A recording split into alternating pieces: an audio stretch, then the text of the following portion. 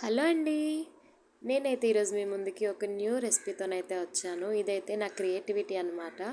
నేను ఏ YouTube, Insta చూసైతే చేయలేదు. ఇంట్లో క్యారెట్ ఉండే, దాని తర్వాత పన్నీర్ కూడా ఉండే. క్యారెట్, పన్నీర్ ఇలా వెల్లుల్లి అయితే చిన్న చిన్న ముక్కలుగా అయితే కట్ చేసుకొని కాస్త ఆయిల్ అయితే వేసి అవైతే కాస్త ఫ్రై అయ్యాక ఉల్లి ముక్కలు, పచ్చిమిర్చి ముక్కలు కూడా అందులో వేసి కాస్త అంటే ఎక్కువ దోరగా వేపుకోకూడదు, నార్మల్గా అయితే ఫ్రై చేయాలి. దాని తర్వాత ఉల్లి అన్నది కాస్త ఫ్రై అయ్యేటప్పుడే ఈ క్యారెట్ పీసెస్ని కూడా మీరు కట్ చేసి పెట్టుకుంటారు కదా, అవి కూడా అందులో వేసుకొని ఇక వాటిని అయితే బాగా స్మూత్గా ఉడకనివ్వాలి. అదే ఆ ఆయిల్లోనే ఉడకనివ్వండి. వాటర్ ఎట్టి పరిస్థితుల్లో వేయొద్దు, ఏం బాగోదు, ఎందుకంటే ఇవి రోల్స్ కాబట్టి. దాని తర్వాత క్యారెట్ కాస్త ఉడికింది అన్న టైంలోనైతే టమాటో అయితే ఒకటి గుండగా ముక్కలు చేసుకొని కోసుకొని మధ్యలోనైతే వేసుకొని కాస్త సాల్ట్ను కాస్త టర్మరిక్ పౌడర్ అయితే వేసి బాగా కలిపి అయితే సిమ్లోనైతే క్యాప్ పెట్టి అయితే ఉంచండి.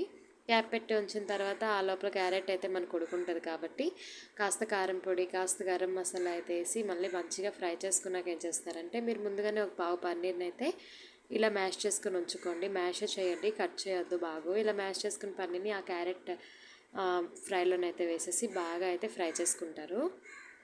స్మెల్ అయితే చాలా బాగా వస్తుందన్నమాట. యాక్చువల్గా చెప్పాలంటే ఒక్కసారి నేను చెప్పే విధంగా ట్రై చేసి చూడండి. దాని తర్వాత ఒక 5 to 6 minutes అయితే సిమ్లో పెట్టి క్యాప్ అయితే ముంచుకుంటే మన కర్రీ అయితే రెడీ అయిపోయింది. ఇదైతే ఇక్కడ పక్కన పెట్టి మనం రోటీ ఎలాగో చేస్తాం తెలుసు కదా, అలాగే చేసుకోండి.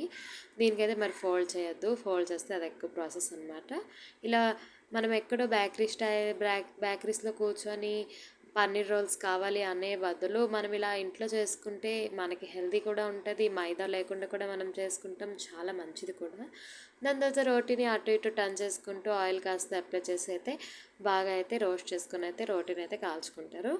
ఇదిగో రోటీ అయితే నాకైతే గోల్డెన్ బ్రౌన్ కలర్లోనైతే నేనైతే కాల్చుకున్నాను. ఇలా ఈ విధంగా నేనైతే 8 చపాతీస్ అయితే చేశాను.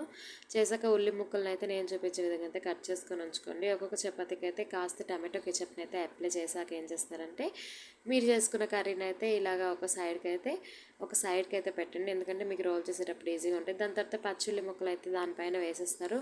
వేసి చక్కగా రోల్ని అయితే ప్రిపేర్ చేసుకుంటారు.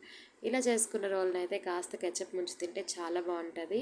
మన ఛానల్ని చూస్తున్నారు కానీ ఫాలో అయితే కొట్టట్లేదు, కాస్త ఫాలో చేసుకోండి. Bye bye.